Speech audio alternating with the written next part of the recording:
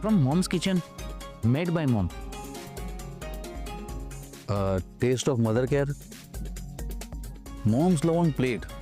क्या तो પછી meals just like mom made?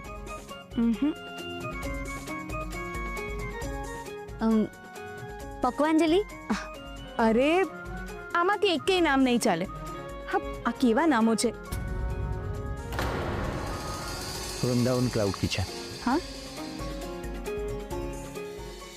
દાદા આ ઘરને અને આ પરિવારને વૃંદાવન બનાવીને રાખવા માંગતી હતી અને એણે એ કર્યું પણ છે. હા, સરસ નામ છે નહીં?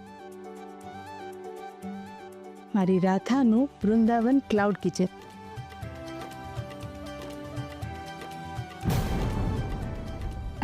હા, આ જ બેસ્ટ નામ છે. તો પછી આ ફાઇનલ, વૃંદાવન ક્લાઉડ કિચન.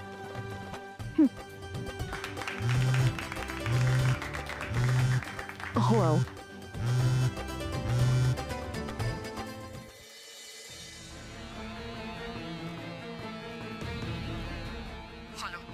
હવે મેં તને કેટલી વાર કહ્યું છે કે ફોન કરતા પહેલા મને મેસેજ કરવાનો. આઈ એમ રિયલી સોરી. હું જરા ટેન્શનમાં છું ને એટલે ભૂલાઈ ગયું મારાથી. શું ટેન્શન છે? અરે ફિયા, મેં હમણાં પેલા વકીલ સાથે મીટિંગ કરી અને એના કહેવા પ્રમાણે મારી પાવર ઓફ એટર્ની કેન્સલ થઈ શકે છે. તો હવે શું કરવાનું છે? મેં વકીલને કીધું છે કે કોઈ પણ સંજોગોમાં એ લોકો કેસ જીતવા ના જ જોઈએ. હું તમને ગમે તેટલા પૈસા આપીશ પણ પાવર તો નહીં જ આપું.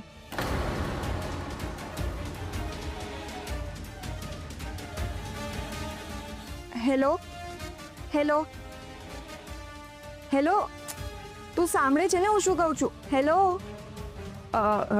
એક મિનિટ, હું પણ એ જ વિચારું છું કે આ કેસમાં આપણે કઈ રીતે બધું ગોઠવીશું કે આપણો કેસ મજબૂત થઈ જાય. એટલે એમ કે આપણે આપણો પક્ષ મજબૂત કરવા માટે આપણે સામેવાળા પક્ષને તોડવો પડશે. યાર સાચે કહું, મને તો કંઈ જ નથી સમજાઈ રહ્યું. કંઈ વાંધો નહીં, જ્યારે થશે ને ત્યારે તને સમજાશે. Okay, trust on devil. મારે ડેવિલનું મગજ એક્ટિવ કરવું પડશે. ચાલ, હું તને પછી ફોન કરું છું. હા,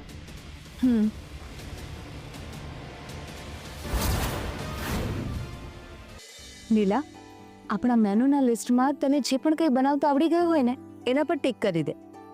પણ મમ્મીજી, આમાં તો ઘણું બધું શીખવાનું બાકી છે. અરે તો કંઈ વાંધો નહીં, હું છું ને, હું ધીમે ધીમે તને બધું જ શીખવી દઈશ. ગુજરાતની ટ્રેન્ડિંગ રેસિપીમાં જે પણ કંઈ હોય એ તો આપણે લિસ્ટમાં લખ્યું જ છે ને. શું વાત છે? સાસુ વહુ મળીને નવી નવી ડિશિસ બનાવી રહ્યા છો કે શું? હા, મોનોપોલી? હા, અરે ના રશ્મિબેન, ઘરના લોકો સાથે શું મોનોપોલી? આ તો નીલાને અમુક આઈટમ બનાવતા આવડી ગઈ છે તો આપણા કિચનમાં થોડી હેલ્પ થઈ જશે. હા ઉર્મિલાબેન, હું તો મજાક કરું છું.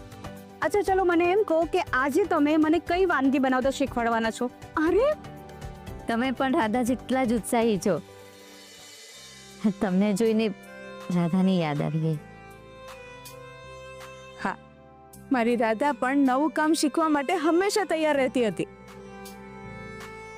અને જ્યાં સુધી શીખી ના લે ને ત્યાં સુધી એ શાંત પણ નહોતી બેસતી. હા, આજે જો રાધા અહીંયા હોત ને તો આપણને કઈ કામ જ ન કરવા દે. આપણે બસ આપણને કે તમે બધા બેસો અને મને ગાઈડ કરો. હા રશ્મિબેન, તમને ખબર છે એ મને એમ જ કે સાસુમાં તમે બસ મને ગાઈડ કરો, બાકીનું બધું હું સંભાળી લઈશ.